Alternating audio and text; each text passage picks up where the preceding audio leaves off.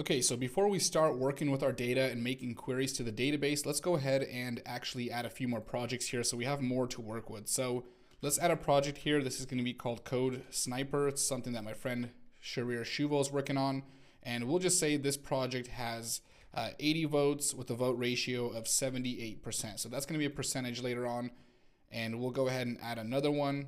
And we're just going to call this one Yoga Vibe. So as we're making queries, I want to be able to create different filters. So in this case, we'll just say 52 with a voter ratio of 98. So a really good one. And then for the e-commerce site, I'll just add in some more here. We'll just say 12 votes.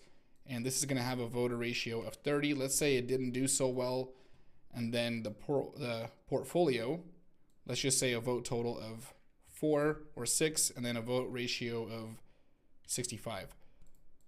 Okay, so we'll just finish this up with the Mumble social network. We'll say voter ratio or vote total of 89 and then a voter ratio of 74. So I just want to show you how to make filters or make queries based on these numbers too. So we added some more projects, and let me pull up a couple more pictures for us here. So we're just going to go ahead and take a look at these. So before we get started, let's look at how a standard query works. So Django provides ways based on this model object that we have, ways to query the database. So what we're typically going to do, and this is going to be usually in your views file, we're actually going to use a terminal for this to start, and then we'll move it to the views because that's where we want to call data. But we're typically going to have some kind of variable that's going to hold a response. So this is going to hold either a single object or a query set, which is just a list of objects from the database. Now we're going to specify the model name. So this is going to be project, review, or what was the other one? A tag. So we're just going to specify the model name, and then we're going to access the model objects attribute. So variable, model name, model, and I spelled model wrong there. I'll have to fix that. So model objects attribute, and then the method that we want to run. In this case, if we were going to add in project here, this would give us a query set of all the projects in the database. So we would do objects, that's plural, and then we would do .all. Now, if we want to get a single object, what we would do is use the .get method instead of all here, and this would get a single object based on an attribute. So we would specify an attribute here, and we're going to see some examples, and that would return back a single object. Now, filter here, we can use filter, and if we don't add a filter, it's going to do the same thing as .all. It's just going to return back all the items in that table. But if we do specify an attribute, we can specify something like title equals or starts with and then a certain name, and it will actually filter down that data. And we can add in multiple filter parameters here. Now, exclude is pretty much the same thing as filter, except for it's inverted. It will exclude anything with that attribute name. So let's look up a few more examples. So we'll close this picture out, and let's go ahead and open up this one. So this is just a list of query sets. And this is also all going to be linked up inside of the resources folder. So use this and study it. But in this case, let's just imagine that this is our views file. So the first thing is we import a model into our views. We first need to import it. If we're working with something, we import the model by its name, and then we have the .all methods or the .all method. So in this case, this just retrieves all the objects. We just went over this. Now, if we want to get a single object, this is what it would look like. So we set the variable, in this case, it's query item, whatever that was, and we would set the model name, .objects.get, and we would pass in the value as some kind of string there. And if it was a number, we would use a number there. Now here are the other ones here. So this is the options for filters. So in this case, this query set returns back a query set with filter down data. So we have a few options here. So we have attribute and a value. It's going to get every single item with that value. We have the attribute name. Then we can do underscore, underscore. So that's a double underscore right there. And we can say starts with. So in this case, if we started writing out like CO, it would return back every single item in that table that this attribute starts with. So we select a title here. Let's say we want to search by a title. If we write CO, it would give us every item that starts with the two letters CO. We can do contains, and I'm going to test these out right now. Contains just tells us that if we added in CO as the value, then it would give us every single item that has a title or contains the value of CO. So now it doesn't have to start with those characters, it just has to contain those. So that's a double underscore right there. And then we have iContains, which is a lot like it. In this case, it's saying ignore case sensitivity. So basically, if it's a capital C and a lowercase o, it doesn't matter as long as we have the characters in there, ignore case sensitivity. So we have a greater than option. So attribute name, double underscore, and then we can do greater than the value. We can do greater than or equals to. So then we have less than, and then less than or equals to. So let's test these out.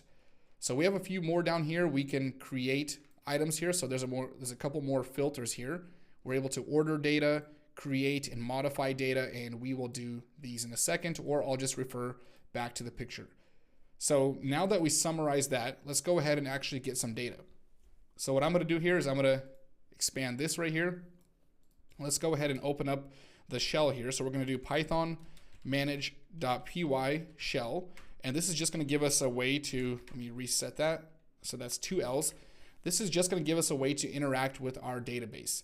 So now that we have this, what we first need to do is make an import. So let's go ahead and make an import. We'll just do from project or projects. So that's the app name dot models import project. Okay, so we imported the project. Now let's go ahead and get all the projects. So let's just do projects, and this is going to equal to project dot object, and we can use it because we just imported that, and then we can just do dot all. So now that we have that, let's go ahead and print it. So we can just print projects here. So we'll just do projects, and let's see what we get. So we have a query set, and we can see the e-commerce website, portfolio website, Mumble, and all these other objects.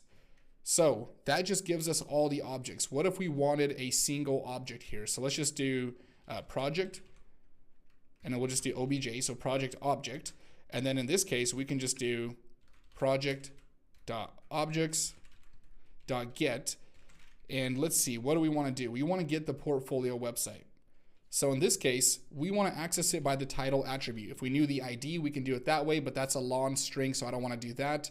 So let's go ahead and get the title, and we're just going to say portfolio and then website.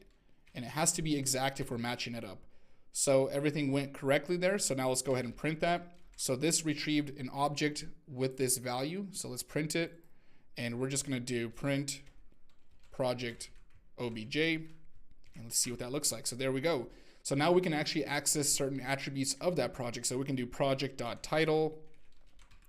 We can do project.created. So let's see when it was created.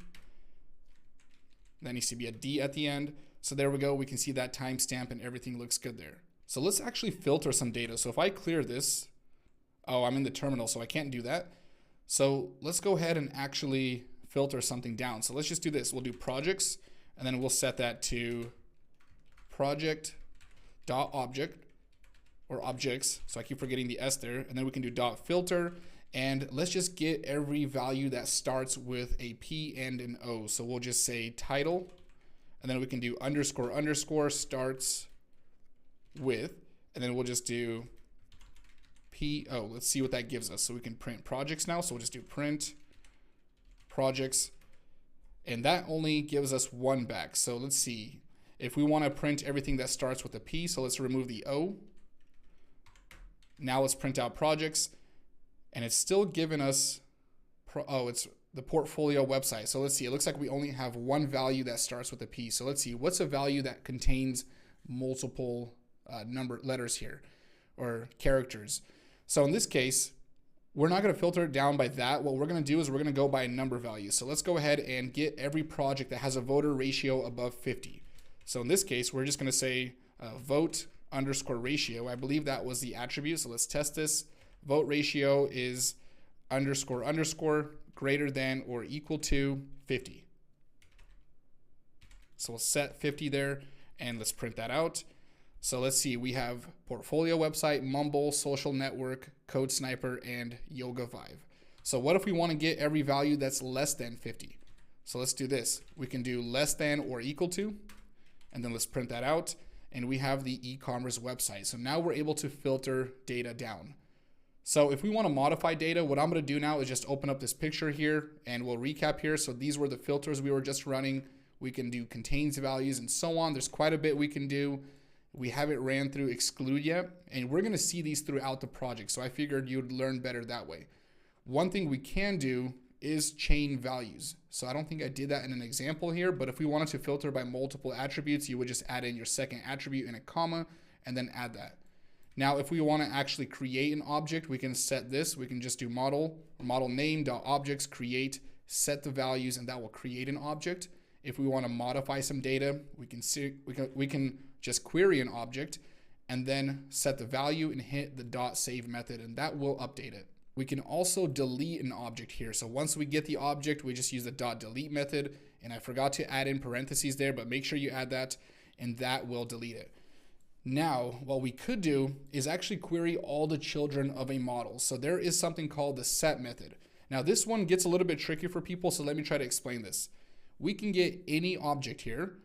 We can go ahead and get that object and then write in the child object's name, add in _set.all, and that will give us all the children. So let's actually try this out. I want to run through an example with this. So if we go to our admin panel, we have a project here. Let's see, we have some reviews, and let's add in another review to our project here. Let's go ahead and see what this is for. So this is for the e-commerce website.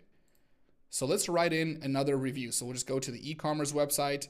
Let's go ahead and do another upvote here. Then we can add in a third one. We'll go to the e-commerce website. Let's add in a downvote. And now this e-commerce website has 3 children. So if we want to get all those reviews, so all the reviews specifically for the e-commerce website, let's go ahead and do that. We'll just say project, and that's going to be set to project.objects.get. And we're just going to say title is equal to the e-commerce website. So I'm going to have to spell this exactly how it's written out. So we're just going to do e-commerce and then website. I believe that's correct. Okay, so we got it. Let's print out the project. We'll just do print. And we can just do project. Let's make sure we got it. And that should be without an S here. So there we go. We have our e-commerce website. So how do we check all the reviews to this e-commerce website? What I'm going to do here is we'll print it, and we're just going to say project.review_set.all. And then we add in those parentheses there. So remember, the child object name cannot be capitalized. Even though the model is called a review with a capital R, it has to be lowercase here, _set.all. We print that, there we go. We can see upvote, and downvote. So that's how we can get all the children objects of a specific model. Now to query a many-to-many relationship, let's look at this. So in this case, we have the object name, so we query the object, and we can go ahead and just do the relationship name, and that was to add it. Oh, it's this one right here. So we do the relationship name.all because it's not a child. We can't use _set. So let's do this again. So let's actually make sure that that project here actually has some tags to it. So in this case, we have React and Django. This is a many-to-many relationship. And again, we're going to use these throughout the project. So if you don't fully pick up on it now, it's fine. So we'll just do project.tag.all. And I can't remember if that was tags plural, but let's just try this. So in this case, let's print that out. That didn't work. And I believe maybe it has to be tags. Yes, it has to be tags because that is what we called it in the models file. So let's go back here. Let's go to models here, close this out. And we're just accessing this right here. So we're accessing the tags attribute. So whatever we called it there, we can print it out that way. So let's open that back up, and I gotta get the right one here. Oh, and it looks like I closed it out. Okay, so we're not gonna run that. Let's go back to the picture. But in this case, all we would do is we would say project right here, project.tags.all, and that would query it for us. So we're gonna get it at one point in the view, so don't worry about it. We'll see it, but we're just gonna start by now actually querying some data and rendering out in our template. So I just wanted to run through this, reference this picture. It's a good study guide. I'll try to modify it and fix it if there are spelling errors and so on. So let's close this out and get some data. So let's go ahead and close out our models. We'll go into our views here. And in our template at this point, we just have some dummy data that we added in here. So let's go to the views here, views.py. I'm going to clear out this projects list here. Actually, I'll leave it here for a second until we actually render new projects, and then we'll continue. So what I want to do here is I want to get rid of all of this. I want to take this out, so we're just going to clear that, and we're going to change this to projects, and we want to get some projects in that page. So we're just going to do, first we're going to import actually, so let's just go ahead and import it. Because the models are in the same file path, I can just do .models and then import, and we'll import the project model. Now we want to query that data, so we just write or set our variable, and we'll just do project.objects.all. So that'll give us all the objects in our database table. So we take this variable, we pass it in here. Let's go ahead and save that, and let's see if there are any attributes that won't match up. So let's go ahead and refresh that. And there we go. We see Yoga Vibe, Code Sniper, Mumble, Social Network, e-commerce, and so on. Now these will not work. So if I click on these, they will not work because now we actually have to query that object inside of the project view here. So in this case, let's go ahead and change this up. So we're gonna go ahead and remove all of this. Let's actually get a single project. So we'll just do project, and we'll just call it project object like that because I don't want it to conflict with the view. I don't think it will, but just to be safe, let's go ahead and do project.objects.get. And in this case, we're just gonna say, give us the project that has the ID related to the primary key. So now if I save that, let's pass in the project object there, and we can go ahead and test this now. Let's refresh it. Let's go to Yoga Vibe. So for some reason that is not working. Let's see what's going on here. Oh, so it looks like I just need to change how that's rendered out in the templates here. So let's go ahead into single project here, and we're going to change that to project object. Actually, no, I'm just going to modify it in here. We're just going to take out project object there. So let's go ahead and update that. And now that we did that, we can see each project. We can see Yoga Vibe, e-commerce website, and so on. So let's go ahead and actually list out those tags. So there's multiple ways of doing this, but let's go ahead and do this because I didn't show you in the shell. We'll just set the tags, and we're just going to say project object dot tags dot all, and that's going to give us all the tags for this project. So if I want to actually list those out, let's pass those into the context dictionary, and let's actually render those out. So we're going to modify the template just a little bit here. So we'll go in here, we have the title, the description, and let's say we want our tags in their own little section. So we want to have them separated. We'll create 2 HR tags, so 2 line breaks, and we'll actually loop out these tags here. So let's just do this. We'll just say, add that right there. We'll just say for tag in tags. We have to end that loop here. So we have to add in end for. And let's just output those. So let's just create some kind of span tag here. So we'll do span, and let's just do some styling here. We'll just say border. That's going to be 1 pixel solid, and we're going to do gray for the color. So we're just going to output these tags, and let's see what that looks like here. So if I refresh that and I go to Code Sniper, still not working. Let's see what's going on. We have the description for tag in tags. Maybe I didn't pass that in here. So we have all the tags here. So I think I clicked on one that didn't have any tags. So let's go to the e-commerce website, and now we're seeing some tags being output. But what I forgot to do is I forgot to add in the actual tag here as a variable. So as we're outputting that, let's add in the tag. Let's see what that looks like. And there we go. We see React and Django. If we go to Portfolio, Python and Django, Mumble, Social Network, React, Python, and Django. So we just queried the tags here and rendered them out that way. I actually want to change this. So instead of rendering out right here, I can actually access the tags attribute from the template. So we're going to close these out. We're not going to have tags right now. And in the template, what I'm going to do is say for tag in project.tags, and then we can use the .all method. And we don't need the parentheses here. In fact, I don't think that will work. So if I do this, we can actually get the many-to-many relationship items just like that. So if I refresh it, still looks the same. Okay, so that's it. Our website looks pretty ugly at this point, but we know how to make queries. We can work with the admin panel. We're rendering out this data. And what we're gonna do next is actually create some forms here so we can actually add projects here. So we'll have some kind of add button, and we're actually gonna output some forms, and then we'll go through CRUD operations and how to actually update, create new items, modify that, and so on. So once we do that, we're going to start adding static files, and our website's going to start looking a little bit better. So for now, let's just go ahead and go into projects here. Let's get rid of these extra messages here. We don't need these. We already know how to create the if statements there. Let's take care of all of that, and that should be it for now. So we have our project title, and let's actually change this to created. So we just want to output the date, and I actually want to modify this a little bit. We're going to completely change the styling once we start building out the template and adding it. But for now, let's just do this. Let's actually create a table, and let's make it look somewhat neat here, so at least it's organized. So we're going to create a row here, and we're just going to create some header columns here. So we're just going to say project ID. So let's just say ID here. Let's repeat this. We'll change this up here. So we're going to call this project. So we want to see the title here. We want to know when it was created. Actually, let's do this. Let's just do votes and ratio. So we want to output all of this. And then in this loop right here, what we're going to do is put this inside of the table here. Let's take this end for, paste this right here. And on each iteration, we're just going to create a new row, and we're going to output the project data. So we'll just do TD for table column. This is data, so it's not going to be in TH here.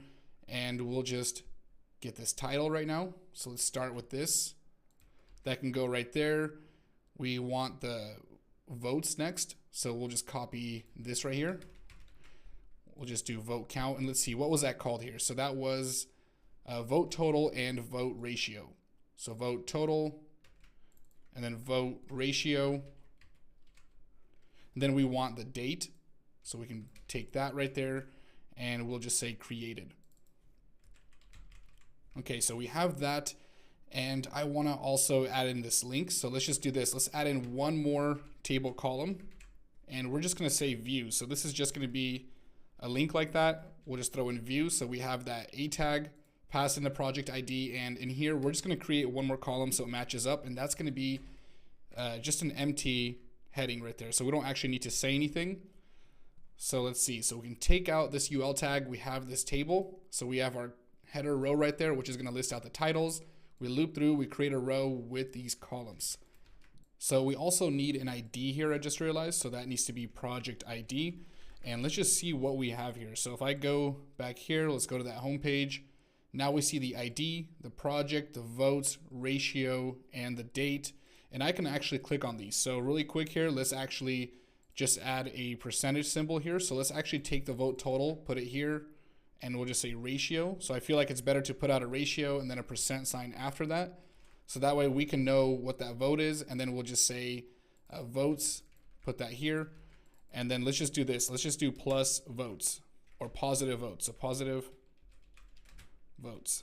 So we just know that that's the percentage of positive votes and then out of the actual vote total. So 30% positive out of 12 votes and so on. So when I click on these pages, I also want to make sure we have some content in the description here. So let's do this. Let's grab some lorem ipsum text here, and we'll just quickly update all of these and then move on here. So just wanted to make sure that we actually fill something out here, so we can go to the project, Yoga Vive there, save it, e-commerce.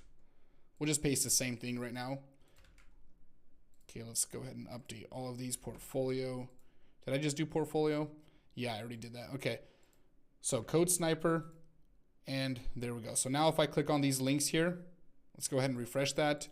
If we go here, we got the portfolio site, everything checks out. Perfect. Okay, so in the next video, we're gonna build out some forms here. We're gonna work with Django model forms, and once we get those set up, we will actually start being able to add these projects, modify, and delete. So we're gonna start adding CRUD functionality, and this is really where Django starts getting exciting, is when we can actually start working with the database and modifying it.